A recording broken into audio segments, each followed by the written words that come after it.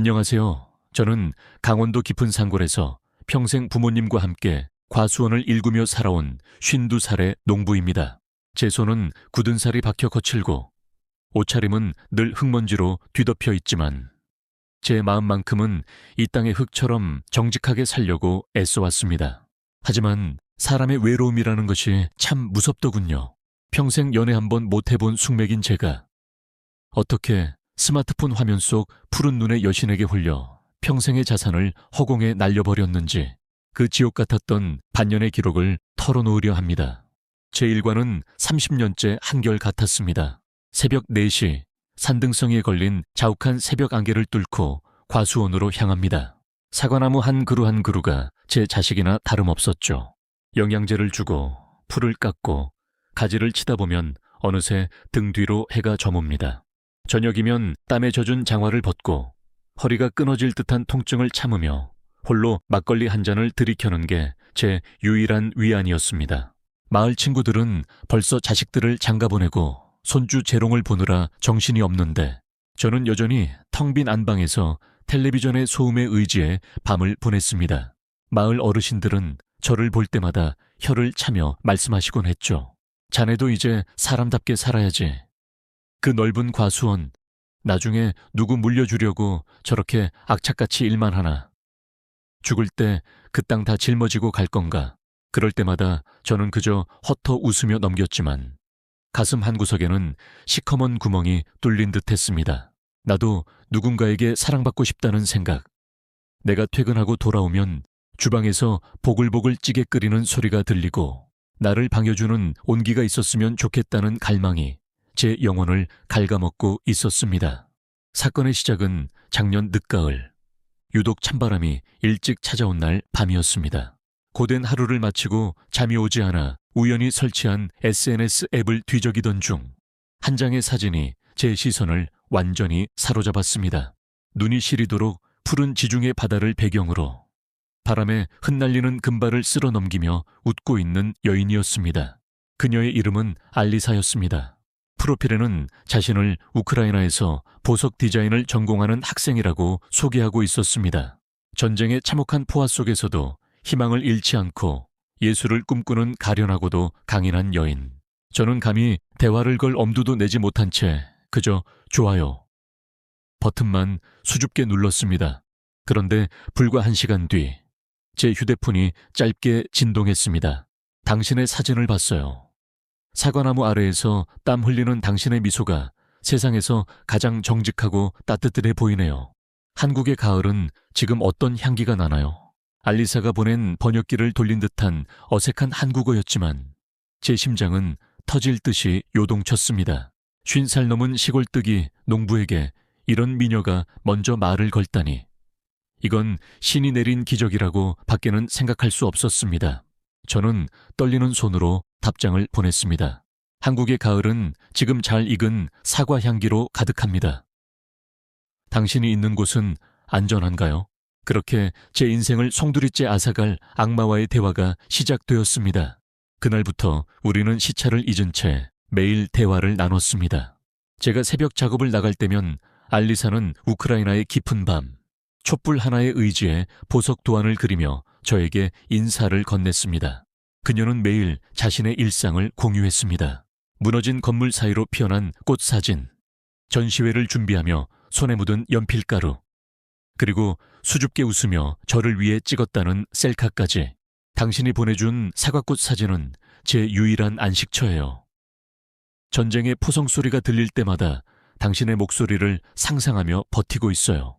당신의 그 거친 손으로 수확한 사과를 제가 직접 맛볼 수 있는 날이 올까요? 알리사의 한마디 한마디는 50년 넘게 얼어붙어 있던 제 심장을 녹여버렸습니다. 평생 농사꾼이라고 무시당하거나 동정 어린 시선만 받아온 저에게 그녀는 저의 노동을 숭고한 예술이라 칭송해 주었습니다. 저는 어느덧 스마트폰 알림 소리만 기다리는 소년이 되어 있었습니다.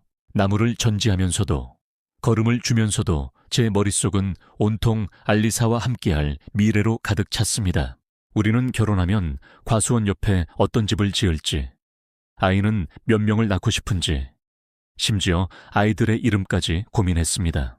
알리사는 우리의 아이들은 당신의 정직함과 나의 예술적 감각을 닮아 세상에서 가장 아름다운 영혼을 가질 것이라며 저를 꿈속에 가두어 두었습니다. 저는 그녀를 위해 제 평생의 터전을 내어줄 준비가 되어 있었습니다. 관계가 깊어진 지 넉 달쯤 되었을 때 알리사의 연락이 이틀간 끊겼습니다. 저는 일이 손에 잡히지 않아 과수원을 내팽개치고 휴대폰만 붙들고 있었습니다. 그러다 셋째 날 새벽, 그녀에게서 영상 메시지가 도착했습니다. 화면 속 알리사는 헝클어진 머리에 눈물이 범벅된 채 떨고 있었습니다. 너무 무서워요. 어제 우리 옆집에 미사일이 떨어졌어요. 가족들은 이미 피난을 떠났고 저 혼자 보석 창고를 지키고 있어요. 이 보석들은 제 전 재산이자 우리 미래를 위한 미천인데 군인들이 들이닥치면 다 뺏길 거예요. 물류회사를 통해 한국으로 보내려 하는데 운송비와 관세가 너무 비싸서 자금이 묶였어요. 알리사는 오열하며 제 이름을 불렀습니다. 나 정말 창피해서 이런 말 안 하려고 했는데 도와줄 사람이 당신밖에 없어요. 이번 물건들만 무사히 한국으로 보내면 나도 바로 당신 곁으로 갈 수 있어요. 제발 나를 이 지옥에서 꺼내주세요. 저는 당황했지만 그녀가 보내준 물류회사의 송장과 보석 감정서, 대사관 직인까지 찍힌 듯한 서류들을 보며 의심의 끈을 놓아버렸습니다. 50평생 흙만 만지던 제가 그 정교한 위조 서류들의 허점을 찾아낼 리 없었죠. 무엇보다 화면 너머로 들리는 가짜 포성 소리와 그녀의 절박한 눈물이 제 이성을 마비시켰습니다. 저는 그날로 은행으로 달려가 평생 땀 흘려 모은 적금을 해지했습니다. 사랑하는 여자가 전쟁터에서 죽어가는데 남자가 되어서 이 정도도 못 도와주나 라는 어리석은 자존심이 제 눈을 가렸습니다. 처음 보낸 돈은 5천만 원이었습니다. 알리사는 돈을 받자마자 당신은 나의 수호천사라며 한국으로 가는 비행기 표를 알아보고 있다고 저를 안심시켰습니다. 하지만 그건 시작일 뿐이었습니다. 며칠 뒤에는 운송 중 통관 절차에 문제가 생겨 세관원들에게 뇌물을 줘야 한다고 했고 또 며칠 뒤에는 보석 보관 창고에 화재가 발생해 위약금을 물어야 한다고 했습니다. 요구하는 금액은 5천만 원에서 1억으로 걷잡을 수 없이 커졌습니다. 지금 여기서 멈추면 여태 보낸 돈까지 다 날리게 돼요. 나 정말 죽고 싶어요. 이번 한 번만 도와주면 정말 끝이에요. 공항에 도착하자마자 이 보석들을 팔아서 당신 빚 다 갚아줄게요. 나를 못 믿는 건가요? 알리사의 서운함 섞인 목소리에 저는 무너졌습니다.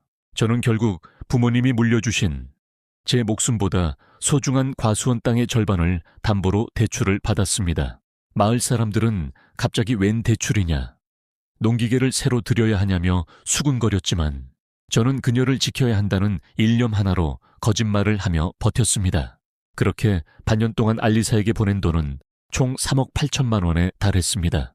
제 통장 잔고는 영원을 기록했고 매달 돌아오는 살인적인 이자는 제 목을 옥죄었습니다. 드디어 알리사가 인천공항에 도착한다는 날이었습니다. 저는 사흘 전부터 목욕재개를 하고 시골 장터에서 가장 비싼 양복을 한 벌 샀습니다. 꽃다발을 들고 새벽 5시부터 공항 입국장 앞에 섰습니다. 비행기 도착 알림판에 그녀가 탄 비행기가 착륙 완료로 바뀌었을 때 제 심장은 금방이라도 터질 듯이 뛰었습니다.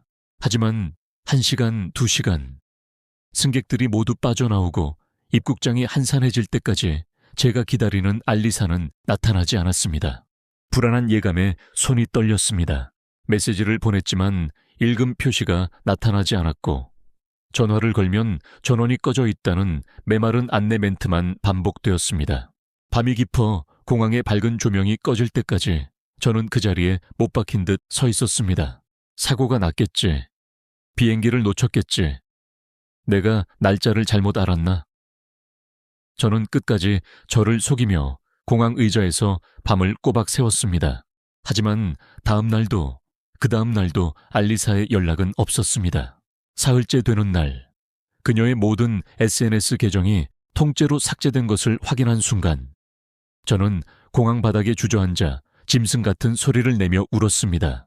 제 인생 50년의 모든 노력과 영혼이 단 한 명의 유령에게 도둑 맞았다는 사실을 그제야 깨달은 것입니다.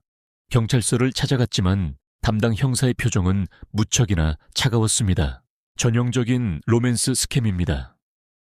알리사라는 이름도 우크라이나나 러시아에 살고 있다는 말도 다 거짓말일 가능성이 높아요. 이 사진들 보세요. 이 여자는 해외에서 활동하는 유명 모델인데 이미 전 세계 수백 건의 사기 사건에 도용된 사진입니다. 당신이 대화한 상대는 아마 동남아시아나 아프리카 어딘가에 거점을 둔 전문 사기 조직일 겁니다. 사기꾼이 보내준 사진 속 주인공은 전쟁터의 가련한 학생 알리사가 아니라 전혀 모르는 타국의 유명인이었습니다. 그녀의 푸른 눈도 화려한 보석들도 심지어 저를 걱정하던 그 따뜻한 목소리조차 모두 정교하게 짜인 연극의 소품이었을 뿐이었습니다. 마을에는 벌써 소문이 다 퍼졌습니다. 나이 먹은 총각이 서양 가짜 여편네한테 홀려 과수원 땅을 다 날려먹었다는. 수군거림이 들릴 때마다 저는 고개를 들 수 없었습니다. 부모님의 위패를 모신 사당에 들어가 절을 올리며 저는 피눈물을 흘렸습니다. 아버지, 어머니, 못난 자식이 조상님들 피땀 어린 땅을 팔아 가짜 사랑을 샀습니다. 저를 죽여주십시오. 지금 저는 저당 잡힌 과수원을 지키기 위해 필사적으로 살고 있습니다. 낮에는 과수원에서 뼈가 으스러지도록 일하고 밤에는 건설 현장에서 막노동하며 이자를 갚습니다. 3억 8천만 원이라는 빚은 평생을 벌어도 갚을 수 있을지 모르는 거대한 절벽이 되어 저를 가로막습니다. 가장 괴로운 것은 돈을 잃었다는 사실보다 제 진심이 유린당했다는 사실입니다. 사과꽃 향기를 맡으며 함께 걷고 싶다던 그 약속들이 사실은 제 주머니를 털기 위한 정교한 시나리오였다는 사실이 제 심장을 매일같이 도려냅니다. 이제 저는 사람의 친절이 무섭습니다. 누군가 저에게 먼저 말을 걸면 그 미소 뒤에 숨겨진 칼날부터 찾게 됩니다. 들리는 소문에 의하면 알리사를 사칭했던 그 사기 조직의 일원이 최근 성형수술로 얼굴을 갈아엎고 다른 신분으로 세탁했다는 첩보가 경찰에 접수되었다고 합니다. 저는 매일 밤 노트북 앞을 지키며 그들이 온라인상에 남길 아주 사소한 흔적 하나라도 찾기 위해 눈을 부릅뜹니다. 보안 전문가인 지인에게 도움을 받아 그들의 IP 주소를 추적하고 있습니다. 기억해. 넌 내 돈만 훔친 게 아니라 한 남자의 인생과 영혼을 훔쳤어. 네가 얼굴을 싹 갈아엎고 세상 끝으로 숨는다 해도 나는 내 마지막 사과나무 한 그루를 팔아서라도 너를 찾아낼 거야. 넌 오늘부로 내 인생에서 로그아웃이 아니라 영원한 지옥을 준비해야 할 거야. 저는 지금도 알리사를 찾고 있습니다. 이 추악한 연극의 마지막 막은 그녀의 손등에 차가운 수갑이 채워지는 소리로 끝날 것임을 저는 확신합니다. 모두 제 이야기를 듣고 경각심을 가지시길 바랍니다. 끝까지 들어주셔서 감사합니다.